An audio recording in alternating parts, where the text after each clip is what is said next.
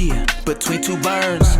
Between two burns, yeah, between two burns. Come and join the convo. Jason and Ethan here to talk, yo. Chillin' while we filling up the room with cigar smoke. Hey, between two burns. Between two burns, yeah, between two burns. This be the show that you like. We always keeping it hype. We got cigars and a mic, talking the pipe and the pint. Let's go. It is Between Two Burns. We are back, as always.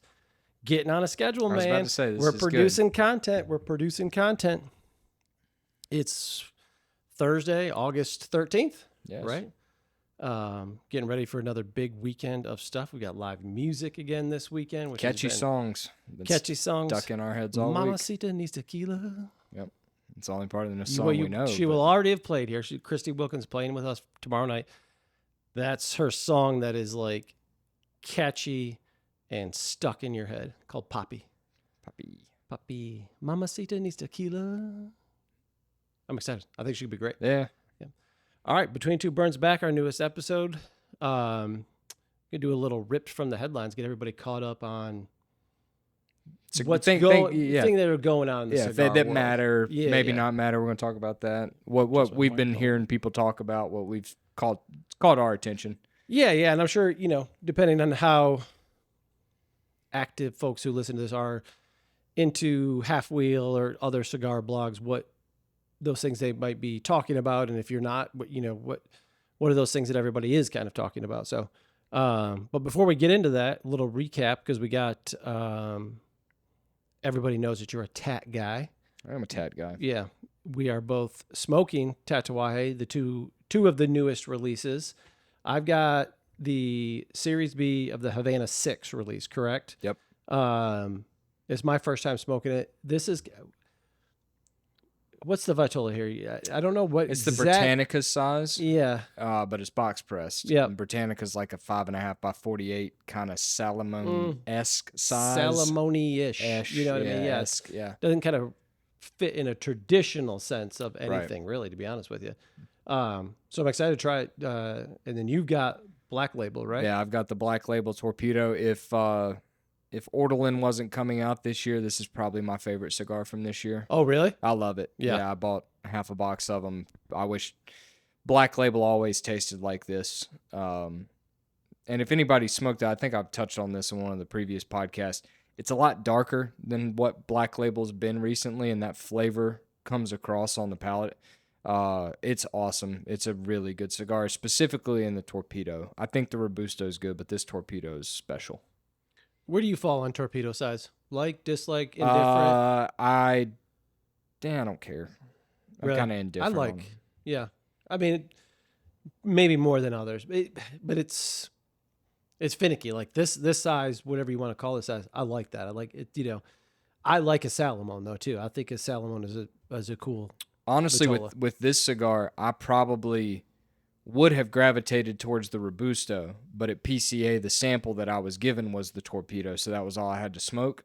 And I loved it so much that I just gravitated towards that. And I've smoked the Black Label Robusto since, and like I said, it's good, but the Torpedo is spectacular. Yeah, and these were both PCA releases, kind of came in the last couple of weeks, and then the other one is the Lancero Triumphador. Yeah, is that correct? Triumphador. And it's not a Lancero. It's just got Lancero on the band. I don't know why. The only thing I can think is that somebody asked me. It's funny.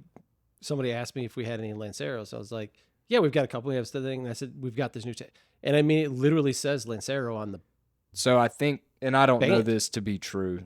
I do not know this to be true, but that cigar has not been made in a long time. That's not a core line anymore. The only way you can get that cigar is in the Tatuaje Lancero sampler. So I'm not sure if those bands aren't just the same bands that go on the Lancero and the Lancero sampler, or if that was the original band. I don't know. Yeah, interesting that it just says it on it. I haven't had a chance to smoke it yet. You have. Yeah, it's good. It's not your typical broadleaf. Like when I think broadleaf, I want big, bold, in your face flavors. This is a little bit more medium, real chocolatey. And it was good, but out of all of them, I think the two that we're smoking, these sizes specifically, are the two winners. Yeah. Yep. Floral for me. Yeah. Kind of off the bat. You know, if anybody else would get that, but for me, it's quite got that kind of floral, vibe to it, which is something I enjoy. I like that. Yeah. Nothing else really new. We keep talking about this every time we kind of start with talking about it, but apologies, excuse me. Big news, though, for something that we talked about, we're waiting. You will hear this podcast after we get it, but our expectation is tomorrow's shipment is Perdomo's Father and Son Legacy, which is coming 2 months early. at least 2 months, I think, than what we either we were told, but October then also 3rd is what we were expected. told. Yeah. October 3rd is what we were told. Yeah, and I don't know if this is everybody's getting it or we were lucky enough based on our relationship. Based on a Facebook post that I saw that Nick Perdomo put up, everybody's getting something. Yeah, Okay, everybody that's getting Father and Son Legacies getting You're right. it. Now, 'cause, not yeah, everybody's not getting everybody's it. getting it. So I think there's maybe 100 retailers in the country. yeah, like I said, when you're actually listening to this podcast, the odds are we'll have already posted about it and have it out to the shops. I expect it to sell fast. Yeah, and I don't know what reorders look like on it. I don't either. It's a 50 count cabinet. It is a 50 count, which is nice because it'll have a nice supply of it. Yeah, but I don't know. I don't know. I have no idea if it's a limited regular production once a year. I really don't know. I'm excited to have it. I haven't had it yet. Everybody knows who listens. I really, really, really like the Legacy line from last year, specifically Connecticut and Shade Grown. Maduro's good as well, but those two were standout cigars last year. We put it on all of our lists. It made a ton of other lists. How this shakes out coming off of that's going to be very interesting. You have smoked it, correct? A customer was kind enough to give me the Shade Grown because that was my favorite last year, and I liked it. I will say I like regular Legacy more. Okay. Not saying that Father and Son Legacy was bad, but Legacy, this whole thing is like it's lower primings of the tobaccos, so it has more of a Cameroon influence on it, and I like. It feels like it might fall back into line with yes. more traditional Perdomo stuff versus what we thought was an outlier, very much in a good way with the regular Legacy. Yeah, and I like the punchiness that the Legacy Shade Grown has. I'm actually most excited to smoke the Connecticut. I'm with you on this one. I really am excited to smoke the Connecticut. It's going to be the first one I grab just because of how much I like the Connecticut in the regular Legacy. Probably is my favorite Connecticut in the humidor for sure. It's got such a different and unique vibe. Be interested to see if that continues on with this new release and how the 50 count cabinet. I haven't seen the packaging at all. I saw it at the show. What's it look like in comparison? 50 count chest box. More of a chest box kind of style. They literally took the packaging of Father and Son, made it green, right? Okay. It's got green accents on it, but it's got the same kind of fold down on it, and it's a 50 count box. I think it's 5 rows of 10. So I mean, it's a big box. Yeah, but that's what it looked like. Okay, cool. I mean, I'm excited for it. I think, like I said, given the number of Perdomo fans that we have overall, I don't expect it to stick around very long. And like you said, don't know what reorders are going to look like on it. I can't imagine that you're going to be able to reorder it anytime soon. Yeah, I don't know. So if you want to get your hands on it, get by one of the stores. Could be, like I said, if it does come tomorrow, it's going to be available at least here tomorrow, and probably the other stores on Saturday. Yeah. Most other stores, depending, the beach might get it a couple days later because of shipping and UPS and everything like that. But yeah, it's probably one of the, like we talked about, the more anticipated releases of the year. It's probably the most anticipated release that we had, assumably core line release that's left. Everybody else has pretty much dropped everything at this point. There's some other limiteds hanging out there that we know we're going to get. That'll be ultra. But from a core, assuming this is core or an extension of a core line, this is it. Yeah, because we're expecting that 250 from Rocky Patel sometime 250 in the next from 6 Rocky, weeks or so. Obviously Tatuaje Creature for this year. Yep. Which we do or don't know what that is. It's Michael. Got it. No, it's Jason. I'm sorry. No, I'm Jason. Yes, it's Jason, which I'm excited for. That's broadleaf, strong broadleaf. But that'll be coming. There's some warp stuff that's still yet to come that Kyle said they're waiting on still. There's some Roma Craft, I think, that's still left to come, limiteds, but everything's limited. It's nothing core line that I know of, at least, that's going to be coming the rest of the year. Yeah. They kind of released that all coming off of PCA and everything like that. So it's good. All right. Like we talked about, we wanted to take this episode to do something, kind of get caught up on some big stories. We talked about it. You were kind enough to assemble call it an outline or a playbook for today's episode of things that we thought would be great topics to talk about. And we'll kind of go through them and kind of recap and everything like that. So let me pull these out here. Get on it. The first one I do want to talk about is actually the first one that you put on here, which is the finality of what was the relationship between El Titan de Bronze and STG. Two huge names in the business, but two very different stylistically companies. So I'm going to let you go for a minute and kind of talk about what that relationship is, what those are real quick. Yeah. So I've got a little more insight into this because of a friend in the industry. So I got to pick and choose words carefully. Yeah. We're not here to piss anybody off, but basically, STG at one point, if I'm not mistaken, tried to buy El Titan de Bronze. Yeah. And for those, STG, Scandinavian Tobacco Group. Yeah, Cohiba, it is the largest manufacturer of premium tobacco products in the world. Yep. El Titan wasn't, or El Titan, depending on how you want to say it, wasn't too keen on selling. And so they actually, I think, maybe bought into the factory a little bit, or at least bought some tobacco. And one of the biggest reasons they did that is to get access to some tobaccos that they aren't otherwise able to get. I can't say what they are, but that is one of the big reasons. And you're saying that STG was not, they bought into El Titan to be able to get their access, hands on some of that stuff. Yeah, correct. That they aren't able to get normally. And they started doing things like the Cohiba Miami series. They did the La Gloria 8th Street. I think there may have been one other one that they did as well. While all of this was happening, El Titan decided that they wanted to distribute their own cigars, so they asked STG, which makes sense, to help them distribute them. Now, here's the problem with that, in my opinion.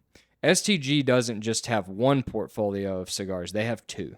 Right, so you've got the general arm of things, and then you've got the Forged portfolio. And Forged happened after STG bought Alec Bradley a few years ago and Room 101. And it was a way for them to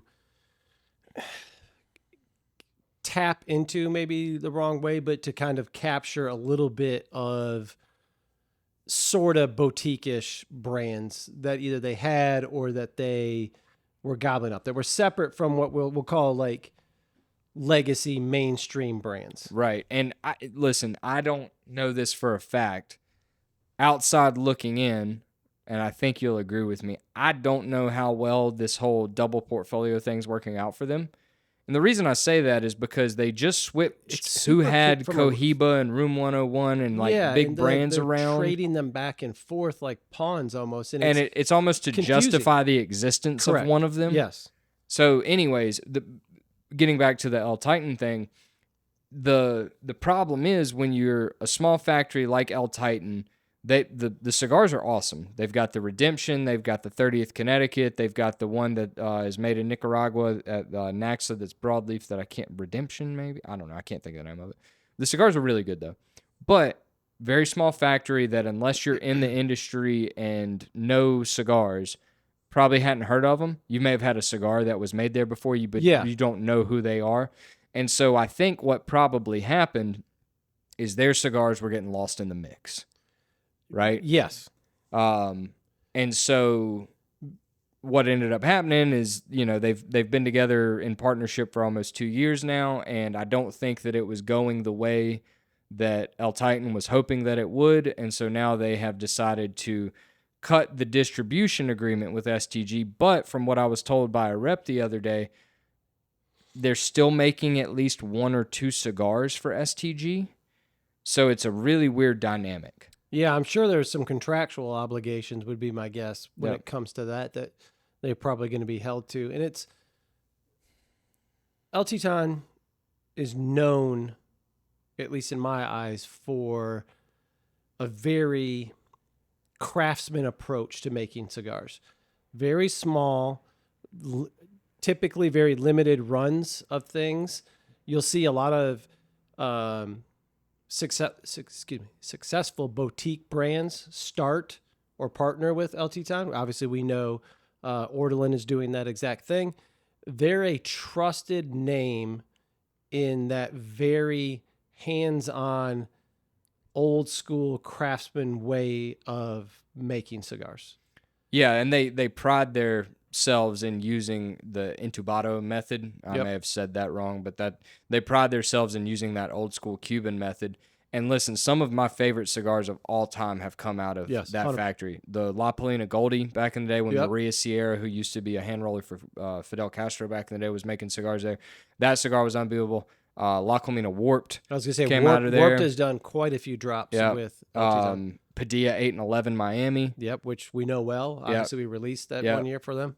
And then obviously Ortolan now. Mm-hmm. And I can say this in confidence: the people that own that factory and run that factory care very much About the end that product. factory and the reputation that that factory carries. Yeah. And so personally, I am happy for them.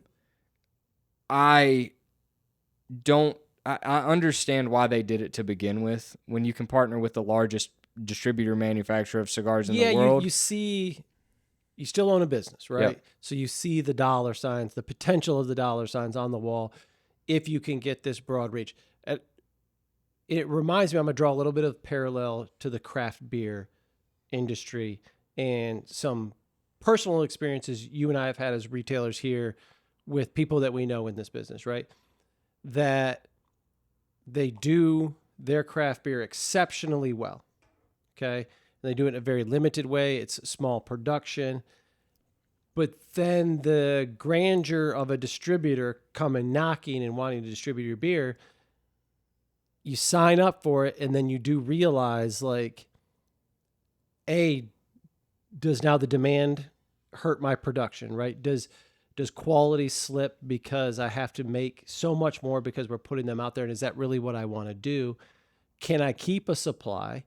Because you may be making more cigars than you did before, more beer than you did before, but you're not able to keep up with that. And it's a bad look if you I can't get it when you used to be able to get it no problem. And then just do you get lost in the shuffle of the other brands that are represented by these distributors? Because in the beer business, if you're with a large scale, or in the wine business too, if you're involved with a large scale distribution company, they have brands that, butter the bread there. Their representation are paid to push these things, and you may not get the kind of attention to your product that you're hoping for. Now, El Titan has this, they're bigger and broader than maybe your average local brewery who maybe be signing up for this because of their name and their reputation within the industry, but they're still not, I don't think, really, really known to just the average Joe cigar consumer, right? So you get kind of lost in the shuffle of, oh, but I have this, legacy brand and we're doing deals on this. And it's like, all right, well, I can do this and that. And you feel like maybe the care is not given to the products that you put out there. Yeah, I had a conversation with our general rep one time, and I'll be completely honest with you, I didn't even know they distributed El Titan. I did not either. I'm Until not embarrassed to say, but I didn't either. Until this, the split got announced, basically. Okay. Yeah. So I didn't know this until about a year ago when I was talking with our general rep, and he was like, "Oh yeah, we've got El Titan," and I was like, "Oh," because I think the Miami, like the one that was made there, just gotten reviewed on Half Wheel or something. I was like, "Oh, I didn't even know you guys sold it." Now, full transparency, we do not buy anything from General other than pipe tobacco for a multitude of reasons. Yep. So we don't see that rep that much, but we know him and have a good relationship with him. And then the next time he came in, he brought one in and we got to try it. But I asked him how it was doing, and he says it does well in shops that know what it is. That's a very cryptic way of saying I'm not doing anything to sell it. Not many shops know what it is. Yeah, and I don't even know if it's that cryptic. It's you're saying like, yeah, if they know what it is and they ask about it, I'll sell it to them. But I'm not really incentivized the way I'm incentivized by the brands that the company who is distributing actually owns these brands. That's the unique thing, I think, when you compare distribution for beer, let's say, where a beer distributor generally is distributing all of these things. I know that sounds like ridiculous, yeah, of course, but they don't typically own the brands, right? Now they may be beholden to some certain very large brands, right? Yeah, they own distribution rights to those brands. Right. But in this case with STG, they own the actual brands themselves. And we're not talking onesie twosies here. We're talking rip some of the brands that General owns. Cohiba, owns Partagas, Punch, La Roma de Cuba, Diesel, Room 101, Alec Bradley, Macanudo. And again, own these brands. Correct. Don't have distribution agreements with these companies. Own the actual companies. So if you work for that company, I don't think it takes a genius to connect the dots that you're going to be incentivized to move the product that makes the company the most money. Right? Yeah. And I don't know what these distribution agreements for, these non-owned, for something like El Titan, if it's strictly a commission related expense, if it's we pay you X or whatever, but. And I'll be honest with you, in the brand of portfolio, the portfolio brands, I mean, I think El Titan was the only one they didn't own. Like I'm 99% which is wild, and sure for me, that's true.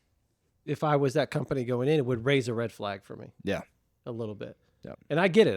That, that excitement of being able to do that and have that reach obviously is. Well, and I think it's one of these interesting situations where they make really good cigars for other people. So then the natural step after that is let's make really good cigars for ourselves.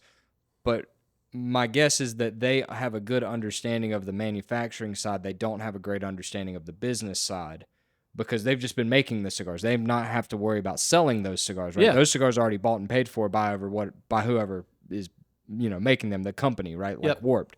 Like if Kyle does La Colmena, Ortolan, right? Like those cigars are bought and paid for. They don't have to worry about whether or not they sell. Right.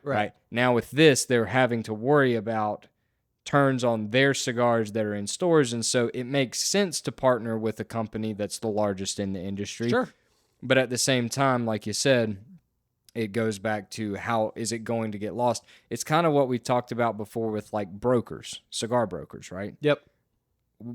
They're cigar brokers throughout the industry. They have a large portfolio of brands, and usually they push one or two of those brands and everything else gets lost because those one or two brands pay their they pay their paycheck, right? They put food on the table. Almost guarantee that the 80-20 rule applies when it comes to cigar brokers. Yep. That 80% of their revenue is 20% of the things that they carry.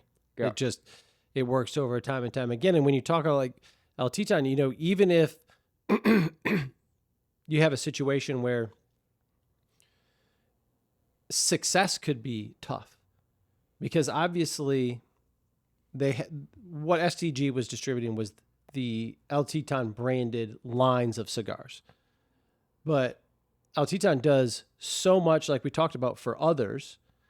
But if STG was having huge success with that brand, with the El Titan stuff, that means that they have to keep up with that demand from their rolling and manufacturing perspective. And it ain't that big. Let's It's make that very small. abundantly clear. Very It's small. not a big factory. But if you're working overtime now to fill those brands up, you have less time to focus on some of those other brands that you've partnered with that you're known for that creativity and uniqueness. Whether it's Warped, whether it's, does something like Ortolan, if you have this huge success where you had to focus up to something like Ortolan even get to happen? Because you're like, I would love to do this for you. It's right in our wheelhouse, but we're so tied up with the stuff that is our core line that we're selling through STG that we can't even get to this. Right. Right. And then do you lose out on some of those unique projects that they're so known for? And it's one of those interesting things in all of business. It's like, where do you want to fit in? Is it, it's okay to be small, right? Like if you're doing what you do and you do it well, there's certainly nothing wrong with that. But there's also nothing wrong with wanting to grow your business out and be this larger name in the industry. Yep. It's fascinating. And let me, one more thing real quick. Yeah. This isn't to say that El Titan is going away. They said in the article, if I'm not mistaken, that they will be at PCA next year with a full lineup of their cigars. Yeah, this is not, I wouldn't think this is the end of their cigars. So it's just strictly how what their availability I'm is. very curious to see now how they're going to handle it, if they're going to go brokers, if they're going to hire some reps. I don't know. They're one of those companies that I almost think that it's so hard because you and I know them. We know what they do. I think probably most real cigar shops do know who they are. That they could almost get along without reps, at least not very many. Yeah. Right. Maybe a handful that cover huge swaths, but you're not expecting the El Titan rep to show up with samples in your shop and everything like that. If you're in the know and you want that stuff, you're going to be able to reach out and do that. Yeah. The other interesting uphill battle that they've got is what makes them special and great, in my opinion, and that's the fact that they're in Miami, right? So the first cigar that they came out with, it was a $17-18 retail cigar, which is expensive. And the new cigar that they came out with that's made at Naxa using broadleaf, it's like $8, and that's a good thing to have, but they weren't able to make it in Miami, and I thought that was bizarre. Why would you call something an El Titan de Bronze cigar if it's not being made at your factory? Doesn't make any sense. Yeah. Come to find out, the reason they did that is because they realized that they couldn't. Like, they couldn't deliver that cigar at the price point it was at being made in Miami because of labor prices. Yeah. Right? So the thing that makes them great, in my opinion, That's also something to hurts remember when we them. talk about they're small. A lot of this stuff was being made literally in Miami. Correct. With, I hate to say it like this, but with wages and labor, in line with what you would expect in the United States, which has a huge impact on the price of cigars. Correct. And so I think that adds on to this uphill battle that they've got now. I've smoked a decent amount of their own branded cigars, and they're very good cigars. Like, very good. They just got to figure out where they want to fit in, how they want to fit in, and how they're going to get them sold and distributed. Yeah. Because I don't know. I don't know what the answer and is. without, selfishly, without damaging that uniqueness that they have, that there's just something about the way they do stuff that I really like. Like, just like that.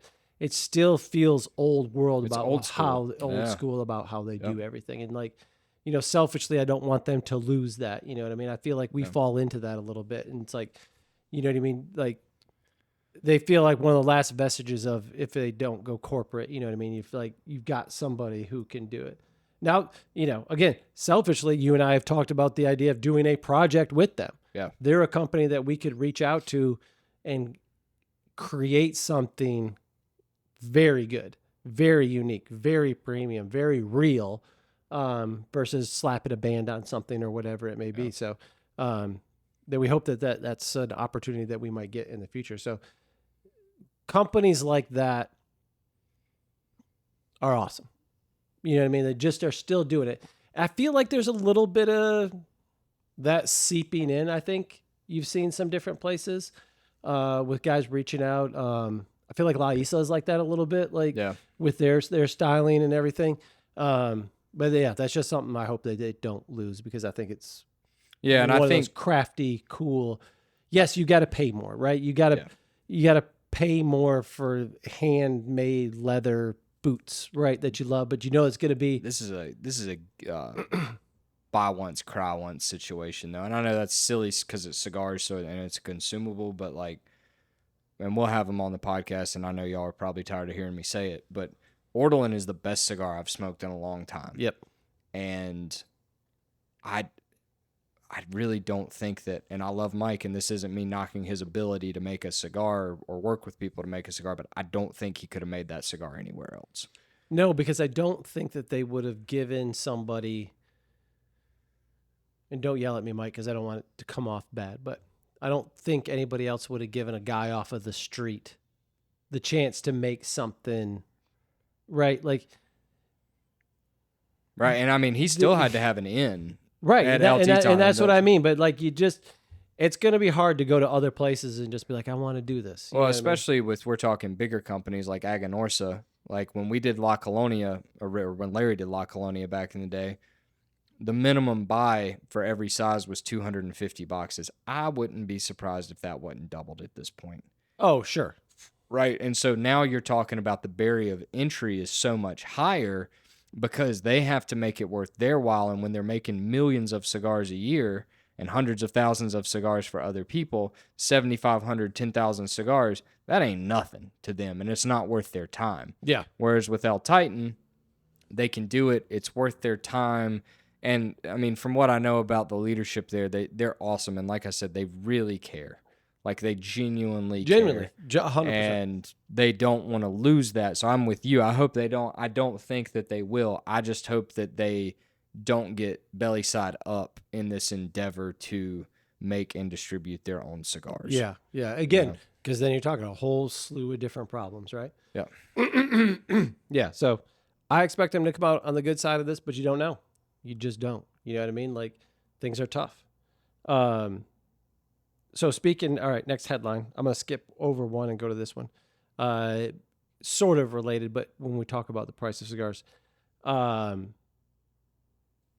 you'd be foolish if you haven't noticed things being more expensive in life in general. But we're talking tariffs with cigars again. So at the end of July, I think is when the officially like kicked in. We're back at 12.5% for the Dominican and Nicaragua, and then down a little bit to 10% in Honduras. I believe that It stayed the same in Honduras. stayed the same in Honduras at 10%. Just seems to be an ongoing fluid issue, which I think will tie into something else we want to talk. We probably can wrap the whole Nicaraguan thing into this discussion as well. But for the foreseeable future, tariffs are going to be an issue. So They're going to rise, they're going to lower. Somebody's going to argue here and there.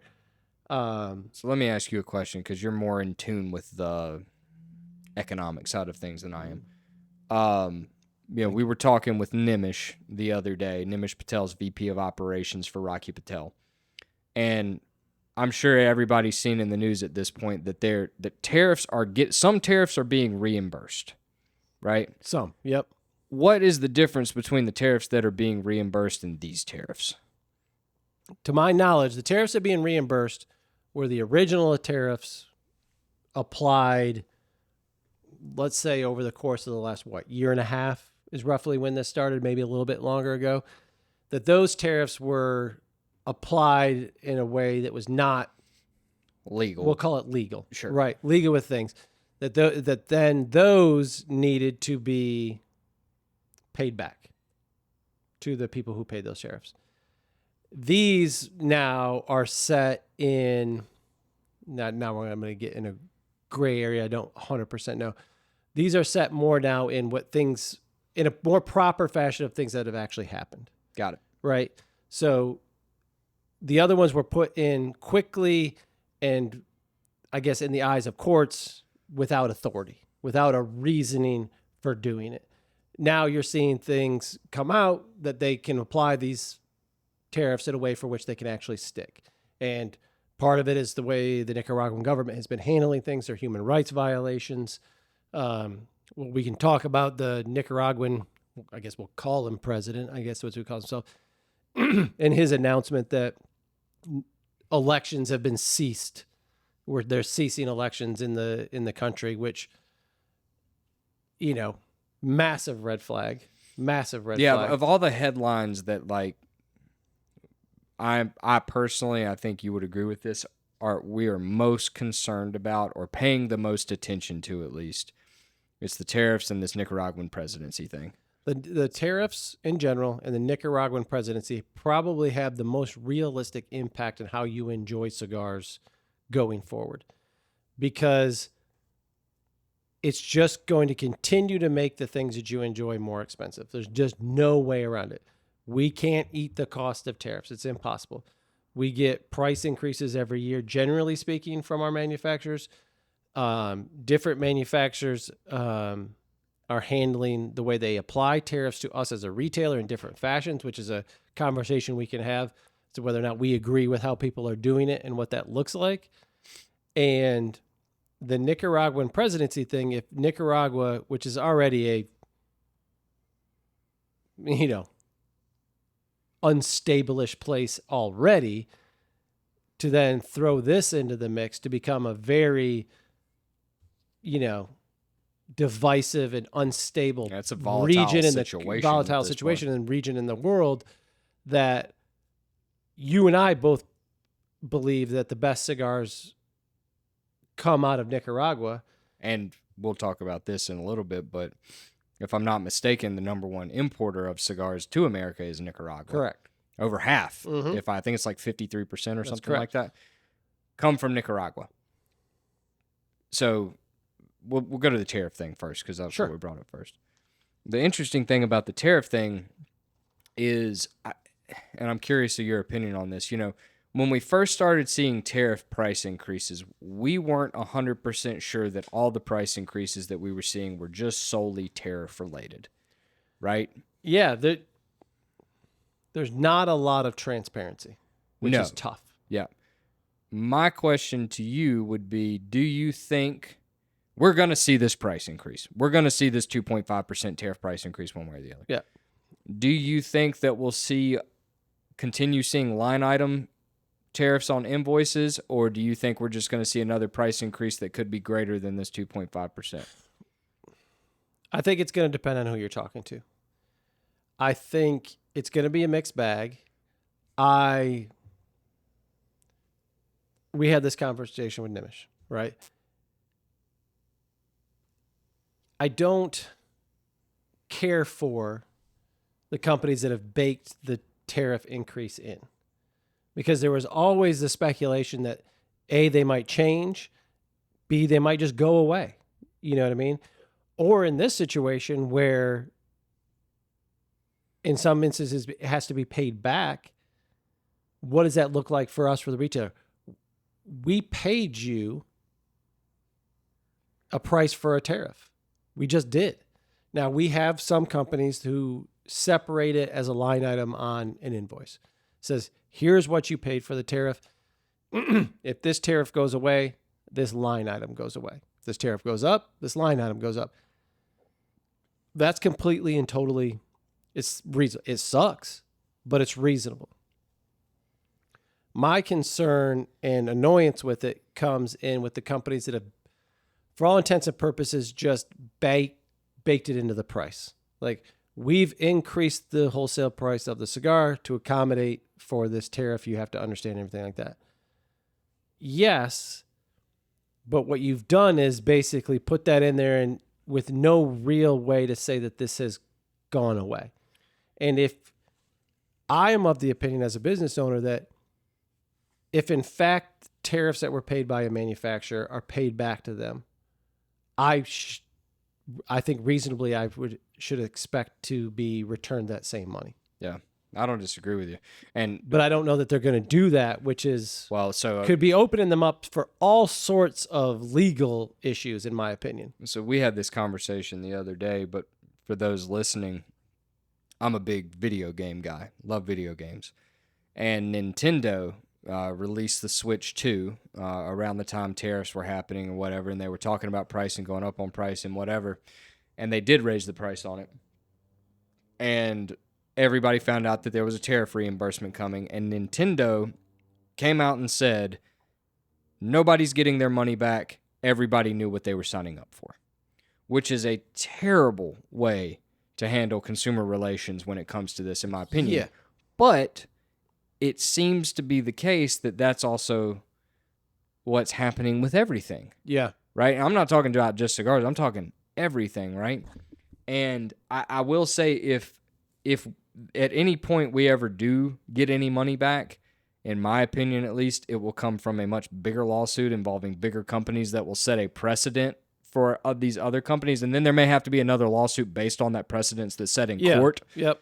I can't see a bunch of retailers getting together and saying we're going to sue Perdomo for not giving us our tariff money back. But I could see Nintendo getting sued, possibly losing this lawsuit, and then it's It like, hey, we opens can the point to door. this. We can point to this case now of like, Yeah, does the company that, Target, correct. Walmart, do they sue because they expect to get, a company that size, you were talking tens of millions of dollars in additional tariffs probably paid. And listen, I mean, the idea of saying like you knew what you were getting into and you paid it, but we got it paid back and we're just going to pocket that, I mean, is And we're not lowering the price. is just insane to me. Like, Yeah. and the expectation that there wouldn't be somebody to, or a group of people to push back on that, I think is very short-sighted Yeah, and I could see this being wrapped up in courts for years. Years. So that always ends up being the problem, right? It's like, what do you have to spend to get that money back? Is it unfortunately, that's how legal cases work a lot of times. It's like, I'm owed X, and I mean, do I have to participate and spend, double that to return that just out of principle? Yeah. You know what I mean? Like, Now, getting back to cigars a little bit, the interesting thing, in my opinion, about how companies handle this, especially how it relates to the consumer. When a company says, hey, this amount of the money on this invoice is going towards tariffs, we are going to pass that along to the consumer, right? yeah, But we know exactly how much to pass along to the consumer. So if it's 25 cents, we just put that extra 25 cents in the cigar price. If a company doesn't do that and they just bake it into the price of cigar, guess what? Now we're adding margin in on top of the tariffs. Yep. So that's where it gets really dicey, and there's nothing we can do about it, right? I mean, if the price of the cigar is the price of the cigar, we got to make our money on it. And if there's no distinction on what this is, it's like, hey, we're going to add our normal margin in on it. It is what it is. And now these tariffs that were 10% are becoming more to the consumer because we're not being told exactly how much of this price increase was the tariff. Yeah. Yeah, because listen, I say, should we get our money back for paying the tariff? Yes, that trickles down, right? If you came in and you bought a cigar and I had to adjust pricing, right, it ultimately should fall all the way down to the end user who paid for it, right? Like if it is getting back to manufacturer, it should then get back to retailer, who then it should get back to consumer in some way, shape, or form. Yeah. Because you paid for something, you gave them your hard-earned money that they're now keeping. Now, where we're at on any sort of tariff actually being given back or anything like that, who knows? You know what I mean? Like you said, that could be tied up for years down the road if it actually ever happens. I would venture to bet it probably never does, realistically. At this point, as messy as all of this has been. It could get covered up in bureaucracy for years until it just becomes a thing of the past. Yeah, it could Like a lot be, of things. when I'm 60 years old. Oh, this class action lawsuit, get your tariff money back. Were you affected by the tariffs of 2025? It could be up there with the mesothelioma. Yeah, that's lawsuits. exactly right. Yeah. Now, getting back to this Nicaraguan presidency thing,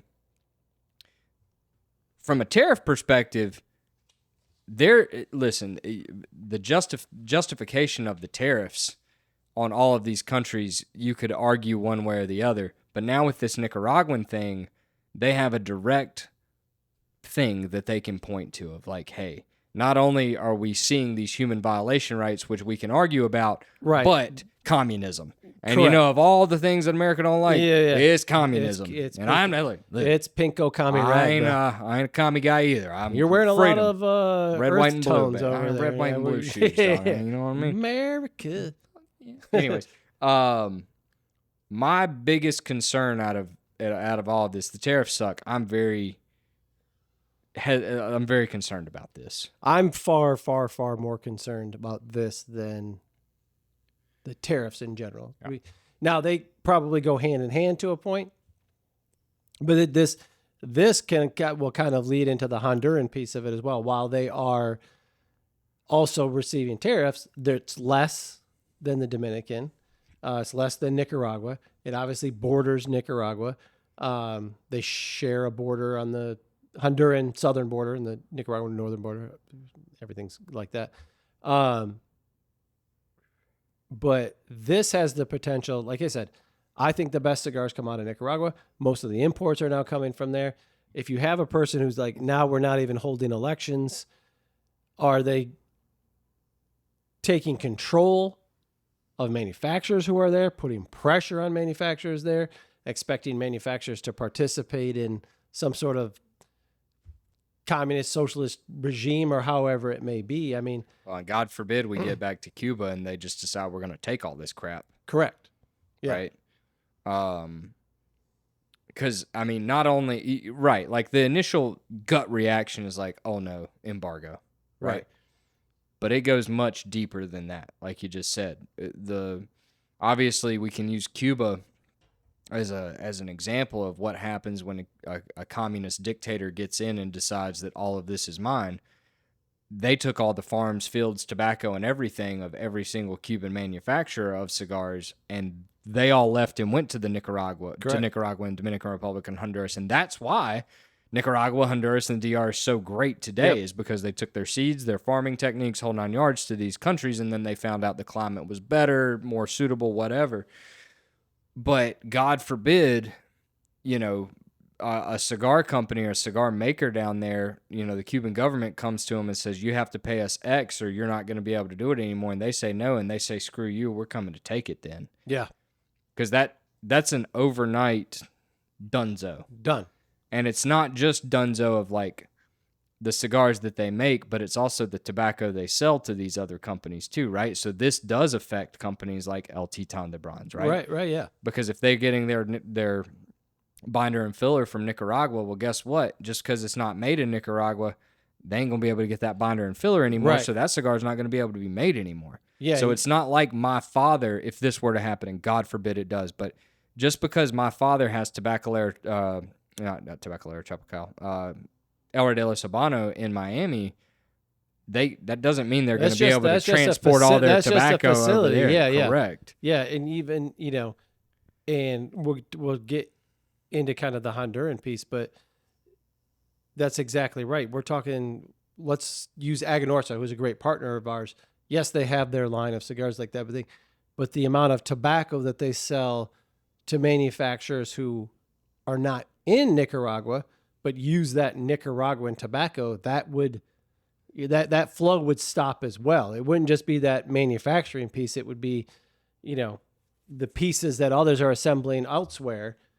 And, there's loads of cigars that, maybe we even call them Dominican, but have a little bit of Nicaraguan tobacco in the filler or the binder or whatever it may be. So it's touching everywhere. Yeah, I think about EP Carrillo, right? The factories in the DR, but their popular lines have Nicaraguan tobacco in them. Correct, yeah. So, I mean, they could still make cigars, but they wouldn't be able to make the same cigars. Yeah. Right? And I mean, God forbid, like, Fuentes just invested millions upon millions of dollars into this new farm and factory in Nicaragua that is, once it opens, if I'm not mistaken, going to be the largest manufacturing facility of cigars in the world. If they can't get the money back out of that might bankrupt Fuente. I don't know, right? Like, there's just so many things to think about with this. There's so many things that trickle down. Yep, that trickle down. Yep. Like, even if you feel like you're out of it, and I don't want to say the writing is on the wall or anything like that, because that would be some sort of like doomsday prediction, but I don't think it's lost on certain manufacturers, and it's probably not lost on any of them that are in Nicaragua. But clearly we've seen some ideas and some shifts, or we'll call it pseudo exit strategies, right? Now, Honduras is not exactly Shangri-La.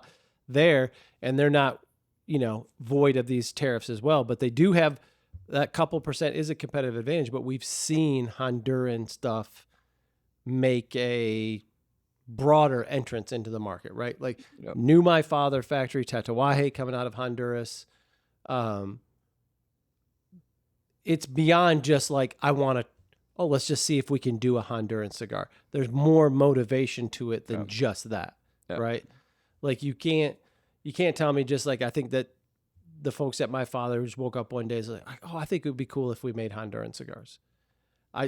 That kind of investment and overtake is not done without some real deal thinking about what that future looks like. Same thing with Drew Estate. Now, they didn't go to Honduras. They went to the DR. Yes. But same thing, right? Like, I think a good indication always of how the industry's going and like what's going on is to look at the bigger companies. Mm-hmm.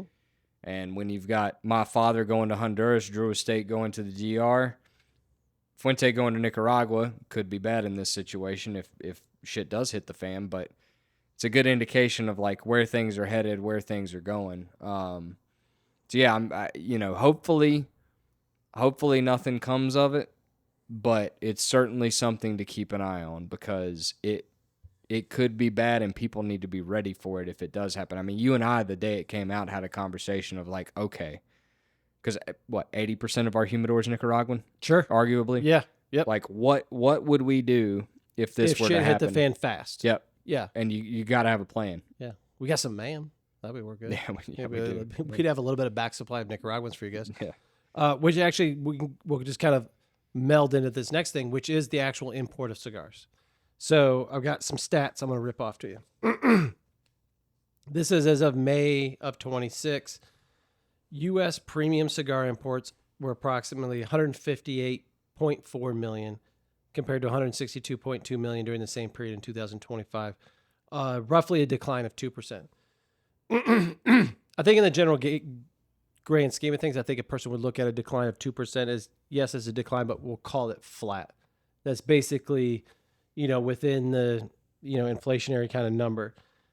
But when you break it down, kind of goes through something we were just talking about. So Nicaragua accounted for 97.6 million of that 158.4 million, down 4% from them. 28.4 million for the DR, down 11% for them. The interesting thing, 30.7 million cigars coming out of Honduras, up 16% over that same time. That is not flat. That's a massive jump. That Honduran number alone is keeping the overall number from looking worse than what it might actually be. And I think that's attributed to the fact that we've seen this migration into the Honduran market for growers, manufacturers. We've heard about rollers moving up Central America into that thing. And then some of those people realizing like this could be now. What's actually even crazier to me personally is that 30 more coming out of Honduras than the Dominican by a little over 2 million. Yeah, and that surprises me more than their increase. I could have, if you would have given me those three countries and said, excuse me, which one of these do you think is up 16%? I would have said Honduras without a flinch. But the fact that it's importing now more than the Dominican Republic is wild to me. so here, what's the number between Honduras and Dominican? How many? 4 million? 2 million. 2 million. So here's a interesting thing for you. I don't know this. I'm just curious, or would be curious to know. And I know we skipped over it, and I won't get into it, but because of what happened with this Chinzi dude, right? So Chinzi, this criminal overlord who bought a stake in Habanos SA, a majority stake in it, was wanted by multiple countries. He's facing the death penalty in China. Well, one of the outcomes of that is that when he bought this stake in Habanos SA, he also bought a stake in Altadis. Altadis is who makes Monte Cristo, Romeo, Upman, those cigars, right? Yep.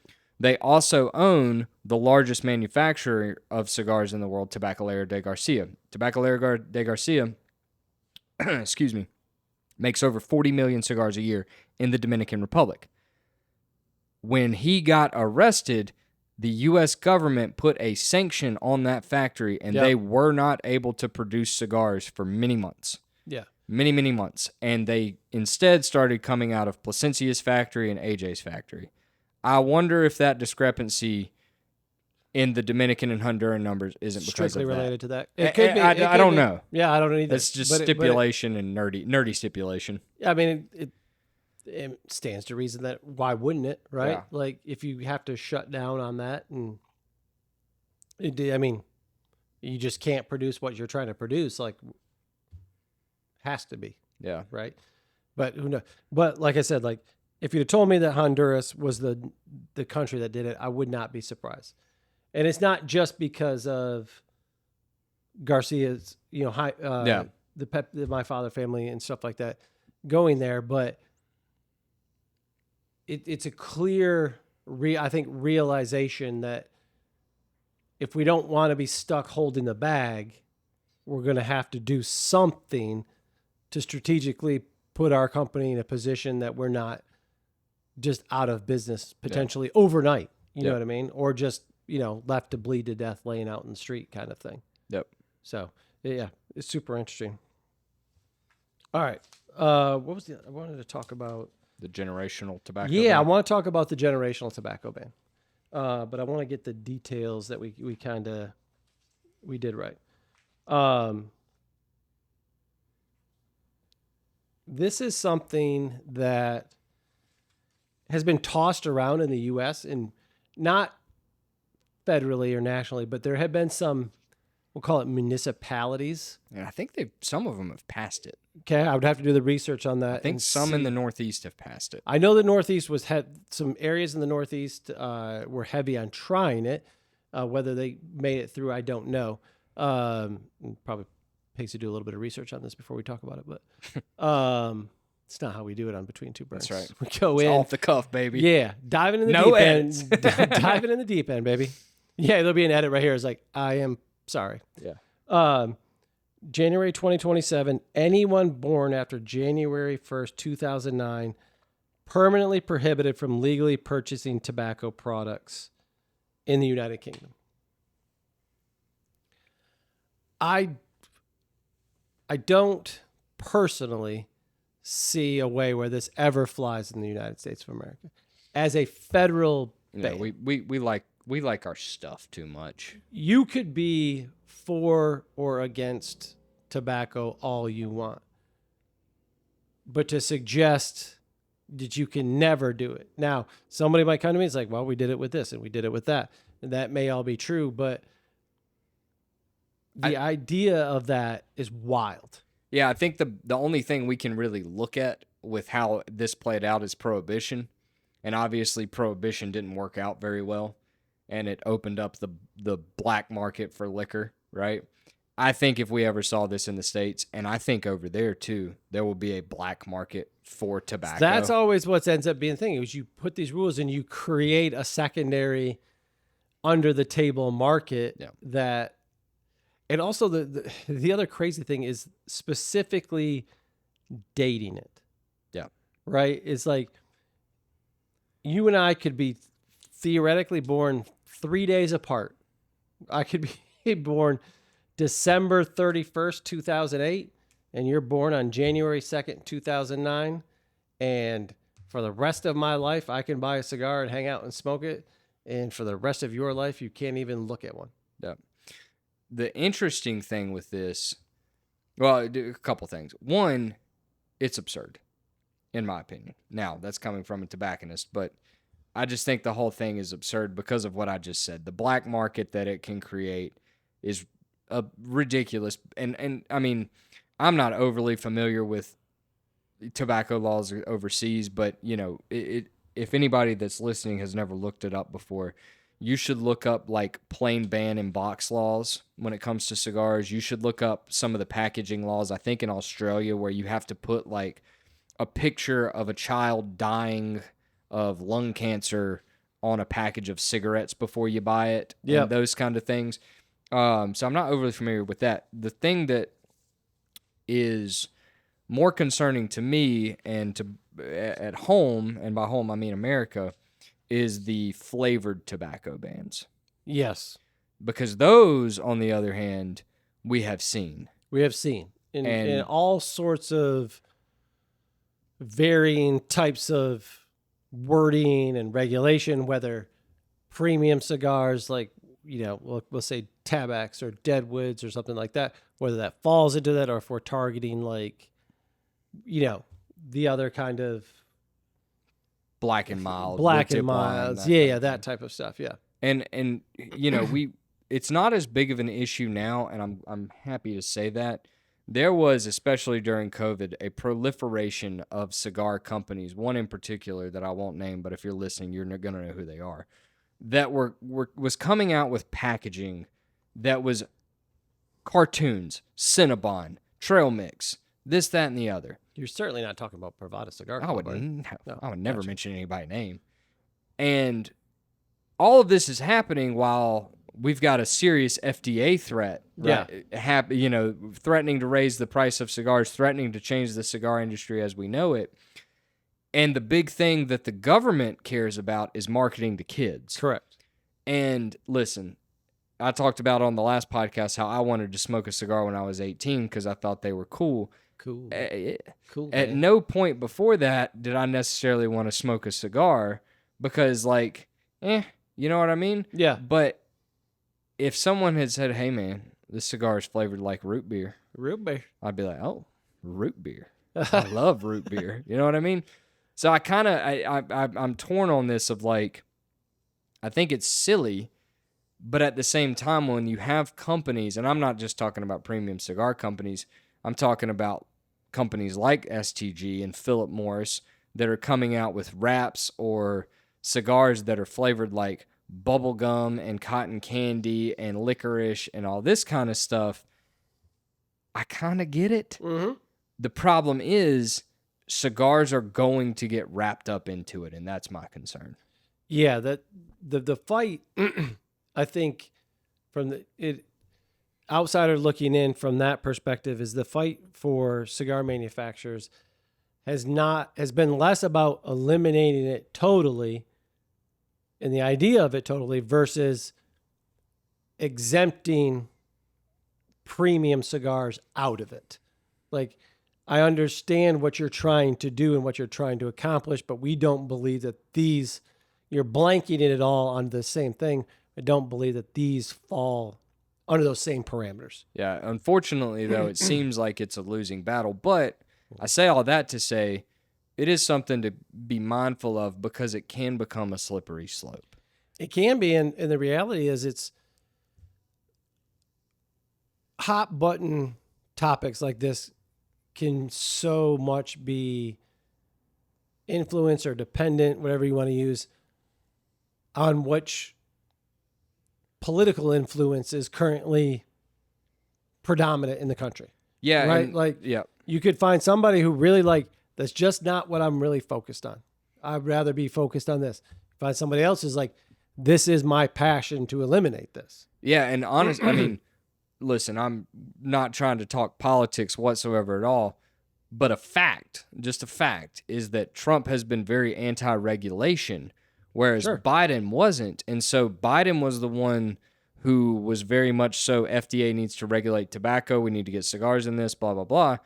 Trump, on the other hand, was like, this isn't my concern right now. It's been a plethora of other things. For a long time, it was food with, the FDA with additives in food. Now it's the tariff thing. So it's taken the spotlight off of the cigars, which has been really good for us because the FDA is basically back to square one with trying to define what a cigar is. And so that's good. Yeah, what that premium cigar is. Correct. I guess. You know Yeah. what I mean? Yeah, like what? Yes, yeah, that's Yeah, exactly yeah. right. The definition of a premium cigar, because Yeah. they have a working definition that still hasn't been accepted. Right. Right. That is very good for us. But like you just said, we get someone else in office who is very anti-tobacco, and we could be facing I don't know that we'd necessarily face a generational tobacco ban, but we could see what's happened in California, where the definition of a premium cigar is something that is just tobacco and water with no flavoring that has a $24 wholesale price. Right. Well, guess what? A $24 wholesale price is a very expensive cigar. Very expensive. And so now you start seeing how this can start playing out the slippery slope that I'm talking about. And so, I mean, you know, I think it's just something to continually be mindful of, but it's also a good reminder that at the end of the day, while we love cigars and everyone listening to this, I'm sure, is an advocate for cigars just like we are, it's always going to be a battle because it's tobacco. It's never going to be easy. Yeah, there will never be a finality to all of this. No. Because no matter what happens, there will always be opposition to whatever that is. So it's a constant battle it's a war that will never, ever officially be won. You may win a battle here, you may win a battle there, but, like a lot of different industries, alcohol, whatever it is, there's always somebody for, there's always somebody against. Mm-hmm. It just, always falls that way. Yep. It just really is. All right, you want to finish up on a lighter note? Yes. So we did this on the last episode. We told you we were copying from our guys at Barstool with the Pardon My Take, doing a Mount Rushmore. We did Mount Rushmore of brands last time. This time we want to keep it a little lighter, a little more fun. So we're in honor of our new lounge and the fact that we're going to see a lot of these guys this weekend because we have Cigars in the Park, our big baseball game. We are doing our Mount Rushmore of lounge guys. And we say guys, could be gals, nothing, but we're calling it Mount Rushmore lounge guys. These are, excuse me, these either could be good, bad, indifferent. These are just the archetype of a person that you would find in your lounge. Okay.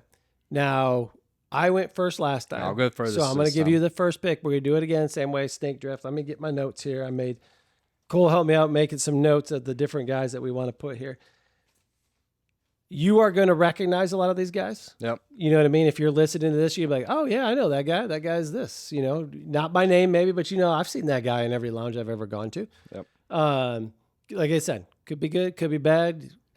I venture to say if you're listening to this podcast and one of these guys comes up, you're like, I've never seen that guy before, you're that guy. Yeah. Okay. Yeah. So I'm going to give you first pick. Go ahead. I'll let you start out. Mount Rushmore of lounge guys specifically. All right. So my first lounge guy, I'm going to go pick 1-1 is the Cuban guy. Golly, he's 1-1 on my list, dude. Yep. He is the number one lounge guy, bro. And this is a multifaceted guy because this guy isn't just the, hey, you got any Cubans? Hey, I know you got something in the back guy. He's the guy that has a guy. And he's got the guy that works at some port in Miami that nobody pays attention to that can get you. He works in a factory. That can get you a box of Bahiques for $20, and then you get it, and it's a cardboard box that has cigars in it, the bands that made by a 3-year-old. I love Cuban Cigar Guy. Yeah, Cuban Cigar Guy. Every shop's got him. I'm not sure that Cuban Cigar Guy has ever actually smoked a Cuban cigar. No, no. And here's the other thing: would never pay for a Cuban cigar. No, exactly. Yeah. So 1-1 Cuban Cigar Guy. Cuban Cigar Guy. I talked to Cuban Cigar Guy yesterday. Oh, really? Yeah. Or maybe it was Monday. There was a Cuban Cigar Guy in the humidor. He's like, yeah, I'm going to, where'd he say he was going to? He was going to the DR, like one of the Punta Cana, I think is what he said. And it's like, I'm going to get this. And I got a guy, and, he works in the thing. And it's like, he can get him for hardly anything. I'm like, damn, man, that's not... You know what I mean? Smoking some paint chips and some hair. That's right. Cigar. That's right. I mean, if it's even Dominican, I would be surprised in that kind of thing. Yeah. Easiest 1-1 of any of the Mount Rushmores. He is my 1-1. No problem. I am going to go with my first pick. He ties in very nicely with Cuban Guy. Okay. And we all know this guy. We've all seen this guy. We've bumped into this guy in the lounge. If you're listening, there's probably 2 of you in the lounge below us right now as we speak. But we're going to call him the one-upper. Okay. All right. This is I had that on my list. This is lounge guy. You know, hey, what have you been smoking, Ethan? What are you smoking, Jason? I was like, this. Like, oh, well, I had one of these. You know, I got it from, you know, whomever. They sent it to me directly or whatever. It's like, oh yeah, I had one of those. Like, oh well, I had, you know, but one of these. Did you ever have that or anything like that? He's always got the cigar above the cigar that you just asked about, right? It's I had this Opus, I had this Cuban, you know, it was rolled by whomever, it was sent to me by Carlito personally. If you're like I said, if you're listening to this and you're like, I've never met that guy, you're that guy. That's right. Okay, so one upper is my first one. Let me see here. What I want to make sure I get all of my guys in this thing. This person, this lounge guy or gal, has been more prevalent since we became a larger lounge. Okay. And I implore you, if you feel like you are this guy, to stop. Okay? I'm going to lump two in here. And if you tell me after I lump them two in together, no, I'm not going to lump them together because this one is really a problem. The other one is a funny nuisance. This one is a problem. Okay? Speakerphone guy. Okay? That was on my list too. Yeah, 100%. If it's not on your list, it's got to be on your my list. list. You're coming into any lounge, not just our lounge, and you sit down. First of all, I don't understand speakerphone. I personally never use it. It's got to be in a very particular situation. And I where, always tell people, hey, I'm putting you on speaker when I do use it. Oh, you better. I'm going to tell you right now. First of all, if I call, there's two people who I call quite frequently. I'll call them out. My wife and my sister.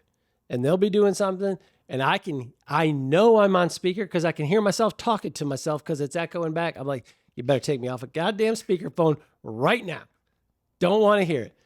If you're in the lounge and you are sitting there, and not only do you have it on speaker, you got it on 10. Volume's on 10. Nobody cares about your conversation. It's so loud that you're yelling back at the guy because you can't hear. People don't realize that for some reason when they're on speakerphone, they talk even louder themselves. So they're fucking two people screaming at each other.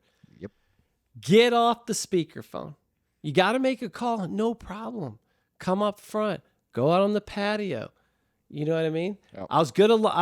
I'll save it for honorable mention. I was going to lump it in with something else, but it's more funny. But that one's more fun and like drives me crazy. This one just is an absolute, if you are doing this, stop now. And if you are listening to this and you think it's going to be funny to come in the next time you're here and put it on speakerphone, we're going to take your phone away. You're going to lock it in a safe and you can get it back when you leave. That's right. Good picks. Thank you. All right. This is my second pick. So you got, I'm a little surprised you didn't. You got back-to-back. I got back-to-back here. It's 2 and 3. I'm a little surprised you didn't take this, though. Okay. I'm going with, can I bring in my own stick guy? So he's on my list for sure. For sure. And I don't even mean just, can I bring in my own cigar? The guy that I'm talking about here, who is the guy that comes in and talks about how many cigars he's bought online. Yep. And how much money he spent online buying cigars, and he wants to bring in all the cigars with all the money that he spends elsewhere and smoke it in the lounge. Yeah. Eating up space, eating space, up oxygen, eating up Wi-Fi. Yep. And just thinks it's okay. And we always say, would you ever go to McDonald's, get a double cheeseburger, and then take it into Burger King and eat it? I still get surprised when people do this because this is, and I agree, this has to be on the list. There are so many different podcasts, video content creators.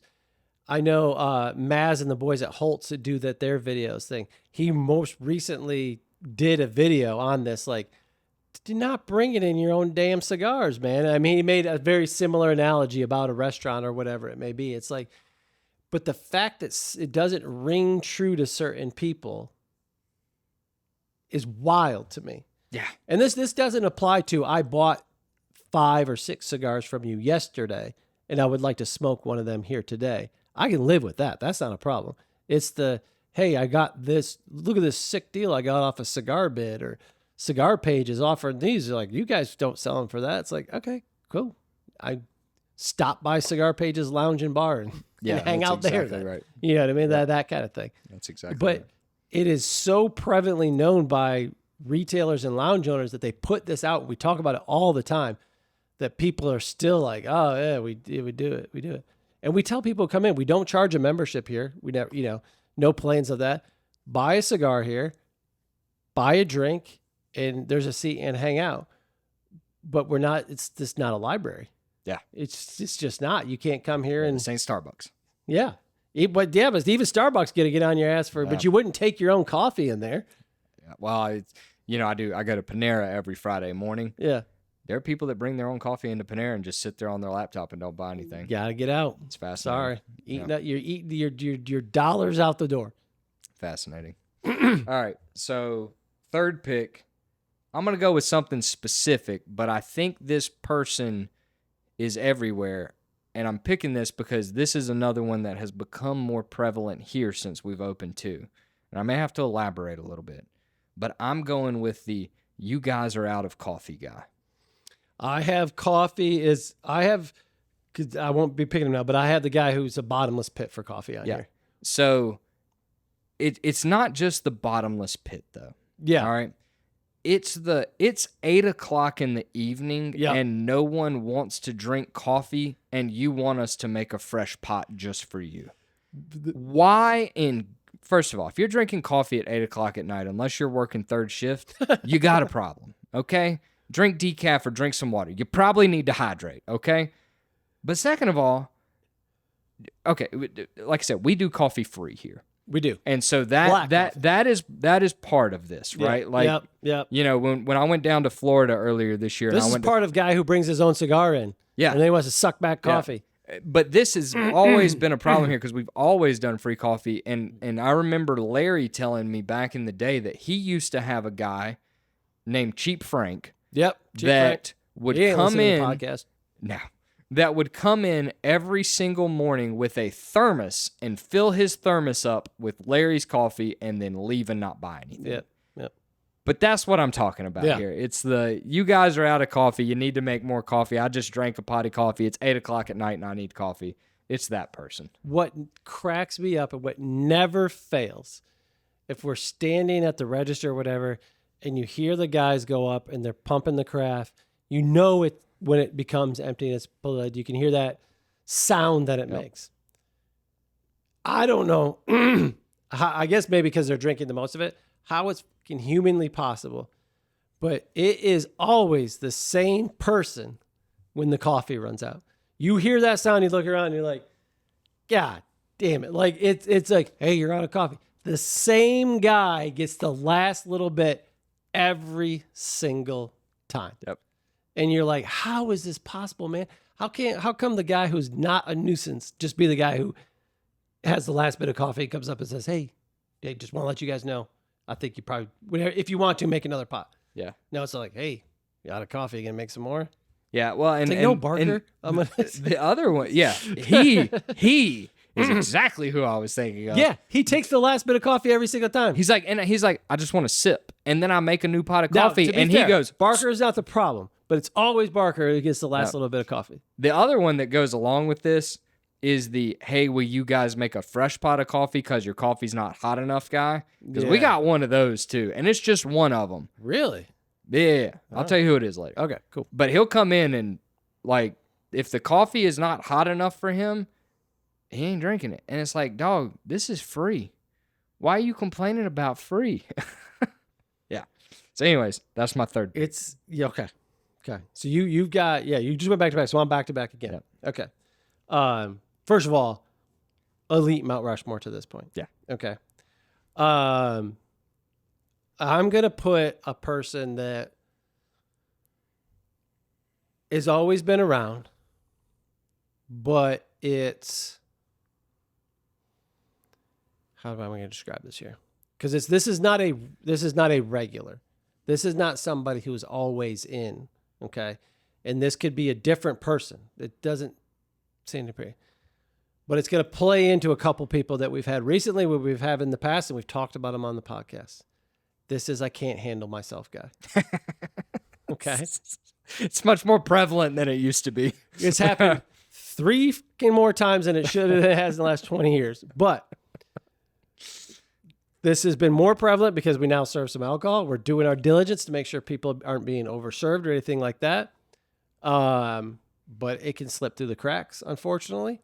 And we've had a couple I can't handle myself guys in the last couple months since we've opened.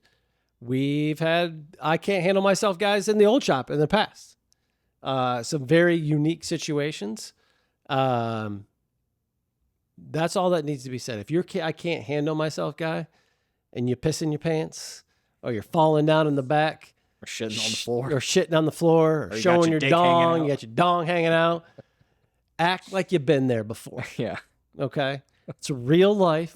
It's a real place with real people in it, okay? We could go for days, and I can't handle myself. We got a guy. podcast about this if you want to go listen to it. Tales Yeah, from the Crypt. go back to Tales from the Lounge podcast. You'll hear about shit on the floor.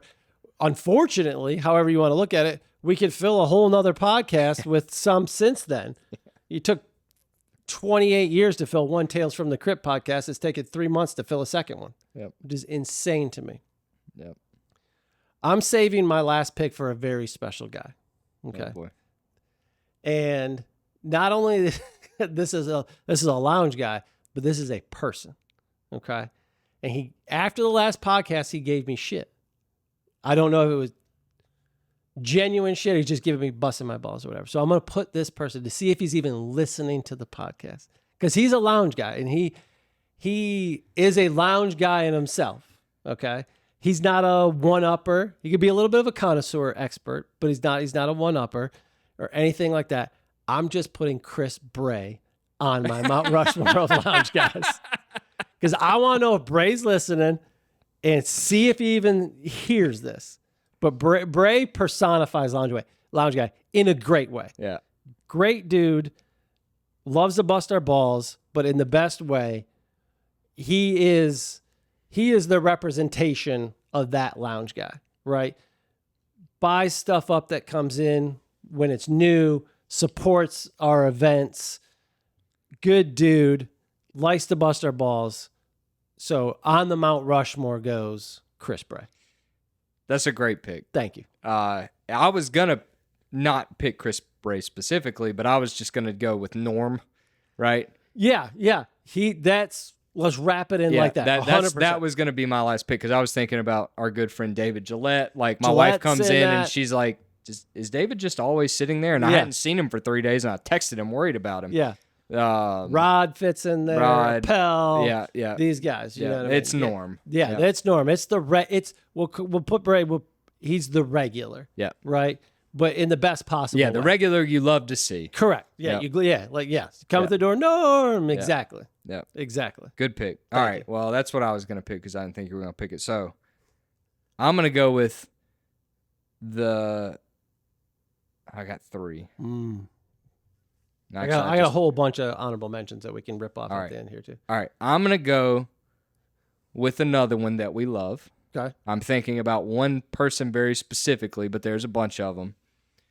And I'm going to go with the sports guy. Sports guy's great. The sports guy. And you know who I'm talking about. Love him to death. Trey is the quintessential sports Trey's guy. quintessential sports guy. Yes. Talking about parlays, talking about fantasy, talking about this, talking about that. Now, the negative side of the sports guy that I'm going to wrap into this is can you cut on this specific game on this specific TV guy? Correct. We've had some of that, because we only had one lounge TV at the old place, and it was pretty much just sports, and that was it. And, on a Sunday, if they wanted to watch a certain football game, fine. But now we have 4 TVs. Yeah. And I've had a few instances where I've come in and golf or whatever they want to watch is on one of the TVs, but they don't want to sit in front of that TV. That's right. And so they want me to put it on the other TV. So this is going to come to a head in a couple weeks when we've got all the football games. Yeah. Not in the afternoon, but the 1:00 games on the East Coast. Yeah. gonna be very interesting. Like, Yeah. nope, this is the game it's on. We've got people watching it. We'll see. Yeah, but I think sports guys are good because we're sports guys. We're sports right? guys. Like Yeah.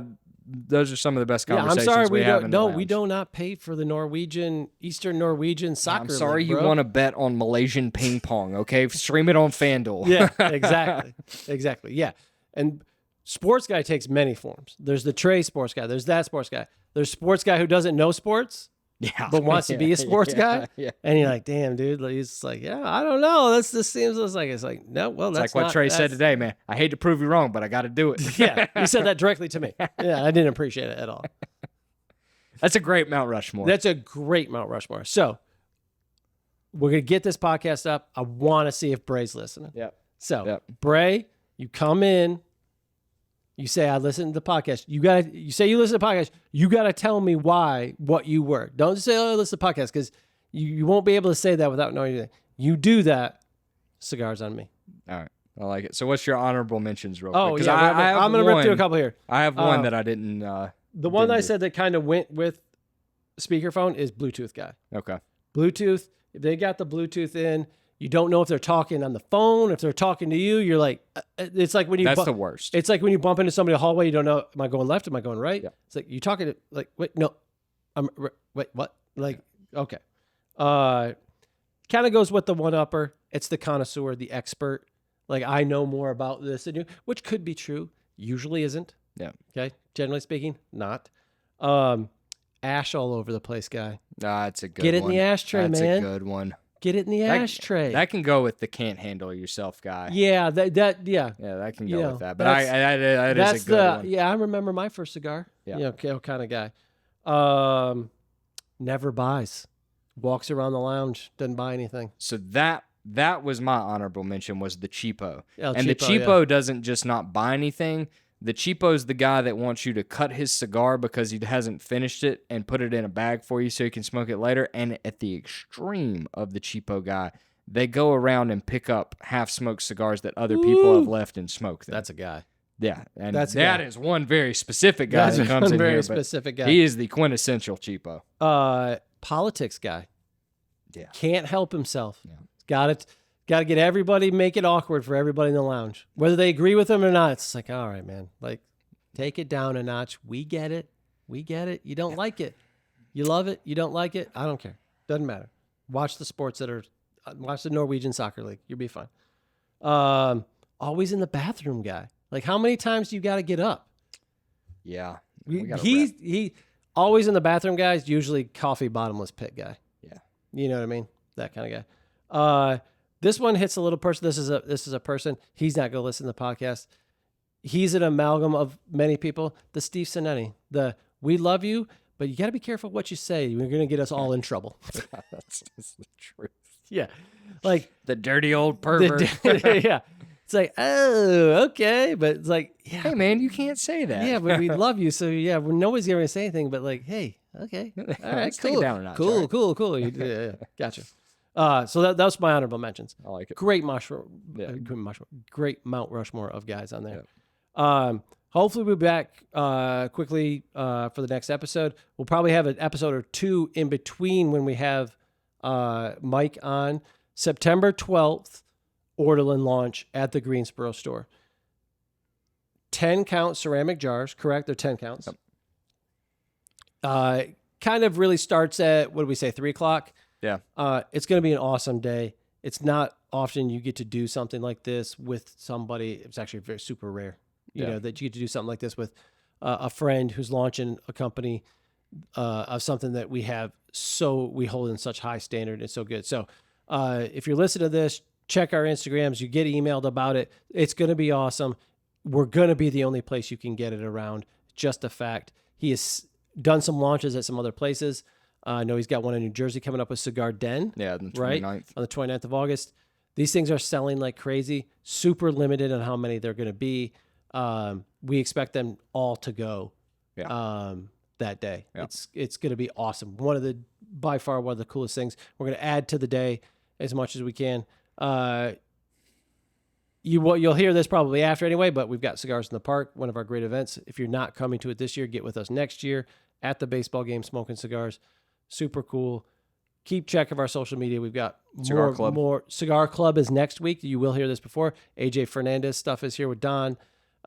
We've got Jay Sean Peel, the jazz saxophone player, who's awesome. We'll be here for that. We've got tons of cool stuff and moving through the summer quickly, and then we'll be into the holiday season. We've got some cool stuff planned for holiday season. Pipe show. We're working on a cigar dinner type of thing that people will be learning about. So great things coming up. Awesome. Be on the list for it. And if you're just hearing this, reach out because we're going to have that legacy father and son in here. So if you want to get it, you better get it fast. Otherwise, you might not see it for quite a while. So works for you? Works for me. Perfect. See ya. Peace. Yeah, between two burns, yeah, between two burns. Come and join the convo. Jason and Ethan here to talk, yo. Chillin' while we filling up the room with cigar smoke. Hey, between two burns, yeah, between two burns. This be the show that you like. We always keeping it hype. We got cigars in the mic, talking the pipe and the pint. Let's go.